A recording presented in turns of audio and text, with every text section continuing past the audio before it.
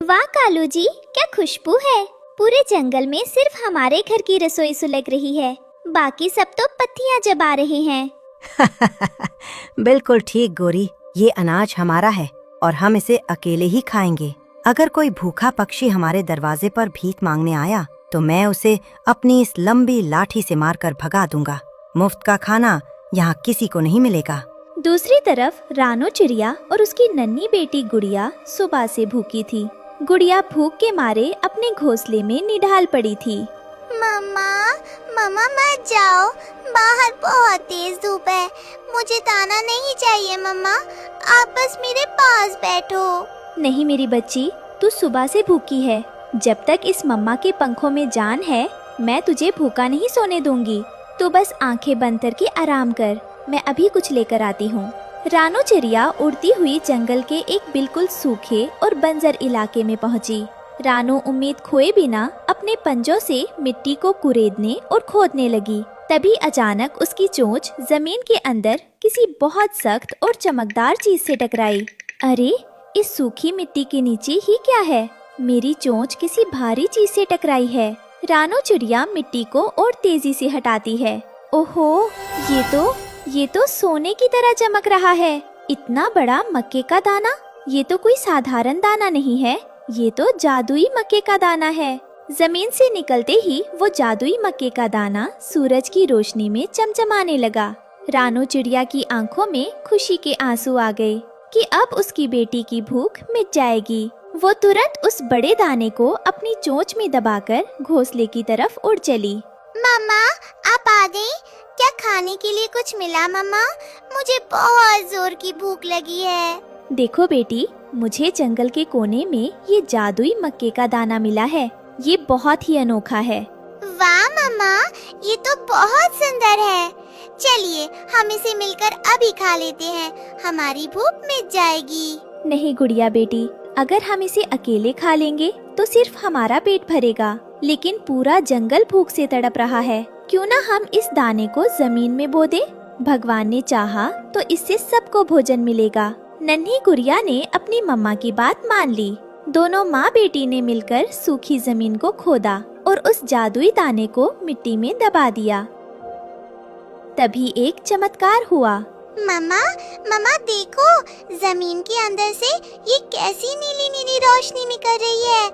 मुझे तो डर लग रहा है मम्मा। डरो मत गुड़िया बेटी, देखो मिट्टी से एक छोटा सा हरा पत्ता बाहर निकल रहा है।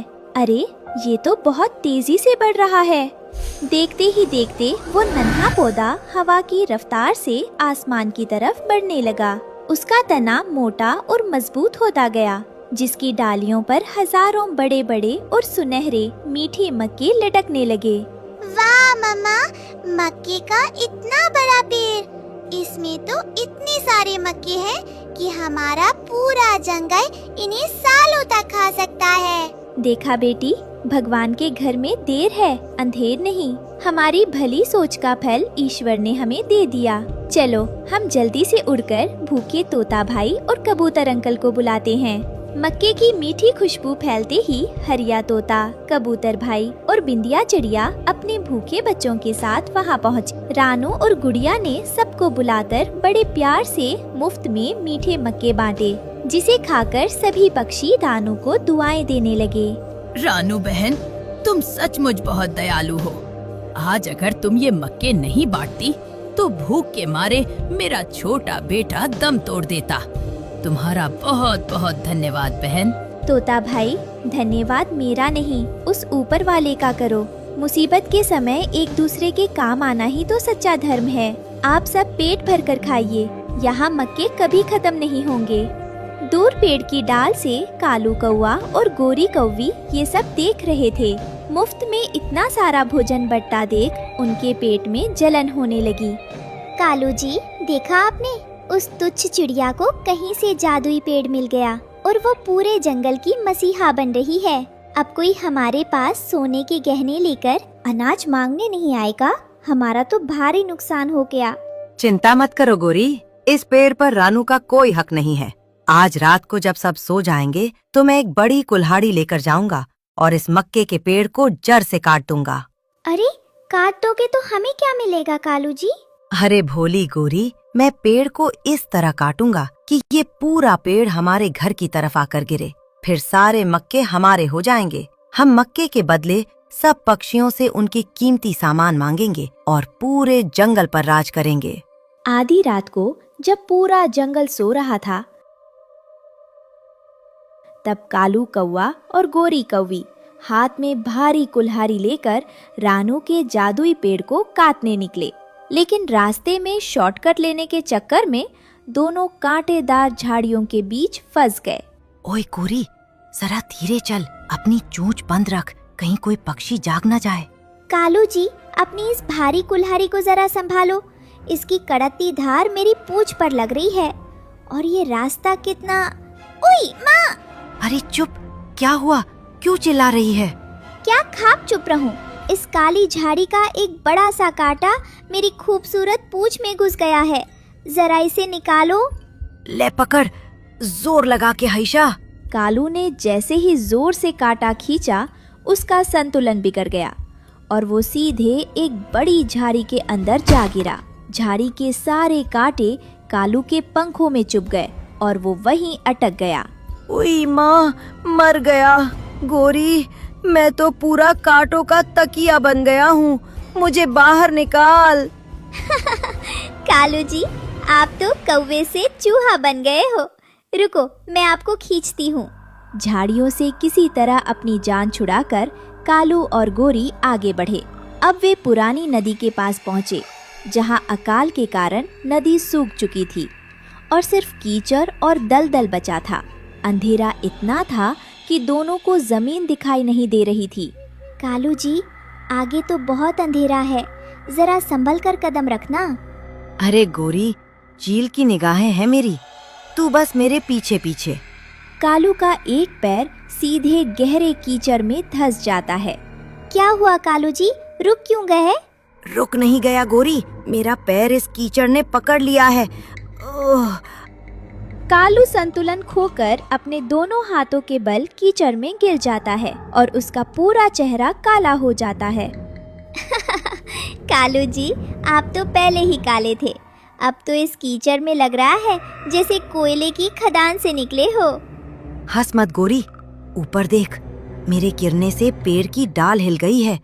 और ऊपर क्या है? कालू ने जैसे ही ऊपर देखा, अंधेरे में एक बड़ा सा जंगली मधुमक्खियों का छत्ता जोर जोर से हिल रहा था। मक्खियाँ गुस्से में भिन भिन करने लगीं। अरे बाप रे, कालू जी, पेड़ काटने से पहले ही मधुमक्खियाँ हमें काटने आ रही हैं। भागो! कुल्हाड़ी छोड़ गोरी, जान बचाकर भाग। उई माँ, ये तो हमारे पीछे ही पड़ गईं। दो मुसीबतों का सामना करने के बाद कालू और गोरी आखिरकार रानू चिड़िया के जादुई मक्के के पेड़ के पास पहुँचे। रात के 12 बज चुके थे और रानू, गुड़िया और जंगल के बाकी सभी पक्षी गहरी नींद में सो रहे थे। कालू कौवा हाथ में कुल्हाड़ी लेकर दबे पांव पेड़ के पास बढ़ा। सो जाओ, सब सो जाओ। सुबह जब तुम सब जागोगे तो ये जादुई पेड़ मेरे घर की शोभा बढ़ा रहा होगा और तुम सब फिर से दाने दाने के लिए तरसोगे। कालू ने अपनी पूरी ताकत लगाई और कुल्हाड़ी को जोर से मक्के के पेड़ के तने पर मार दिया। लेकिन जैसे ही कुल्हाड़ी पेड़ की छाल से गाढ़ा जादुई सफेद दूध बहने लगा, वो दूध बहकर सीधे कालू के पैरों पर गिर गया। अरे, ये पेड़ से कैसा सफेद पानी निकल रहा है? ओई माँ, ये तो बहुत चिपचिपा है। गोरी, जरा देखना, मेरे पैर जमीन से चिपक रहे हैं। कालू जी, जल्दी भागो वहाँ से। वो पानी नहीं है, वो तो कोई जादुई गोंद जैसा दिख रहा है। आपके पंख भी चिपक रहे हैं।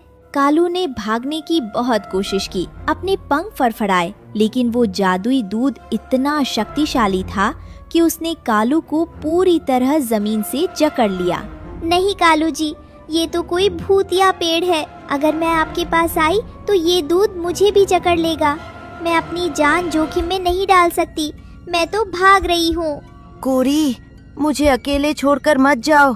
गोरी, सुनती हो? अरे कोई तो बचाओ। सुबह हुई। सूरज की पहली किरण निकलते ही रानू चिड़िया और नन्ही गुड़िया मक्के के पेड़ के पास पहुंची। उन्होंने देखा कि कालू कौवा पेड़ से चिपका हुआ है। उसके हाथ में कुल्हाड़ी है और वह ठंड और दर्द से कांप रहा है। उसके आंसू बह रहे थे। मम्मा मम्मा देखो, कालू अंकल हाथ में कुल्हाड़ी लेकर हमारे जादुई पेड़ के पास क्या कर रहे हैं और ये जमीन पर पत्थर की तरह क्यों जम रहे हैं? ओहो कालू भाई, तो तुम रात के अंधेरे में इस जादुई पेड़ को काटने आए थे। जो पेड़ पूरे जंगल की भूख मिटा रहा था, तुमने उसे ही खत्म करने की कोशिश की। हाँ रानू बहन, मुझसे बहुत बड़ा पाप हो गया। मैं लालच में अंधा हो गया था। मैं इस पेड़ को चुराकर अपने घर ले जाना चाहता था। इस जादुई पेड़ ने मुझे सजा दे दी है। अब मैं कभी उड़ नहीं पाऊंगा। मुझे माफ कर दो बहन, मुझे बचा लो। मैं दर्द से मरा जा रहा हूँ। नहीं मम्मा, इन्हें बिल्कुल मत बचाना। अगर आज ये पेड़ तज जाता तो जंगल के सारे बच्चे भूख से मर जाते। इन्हें इनके लालच की सजा मिलने दीजिए। नहीं गुड़िया बेटी, जब कोई अपनी गलती मानकर रो रहा हो तो उसे माफ कर देना चाहिए। बदला लेने से कोई बड़ा नहीं बनता, क्षमा करने वाला सबसे बड़ा होता है। रानू चिड़िया ने तुरंत पेड़ से एक पका हुआ मक्का तोड़कर उसका जादुई रस कालू के जमे हुए पंखों पर छिड़क दिया। रस गिरते ही वो गाढ़ा दूध पिघल गया और कालू आजाद हो गया। अरे मैं तो ठीक हो गया, मैं हिल पा रहा हूँ। रानू बहन, तुम सचमुच एक महान आत्मा हो।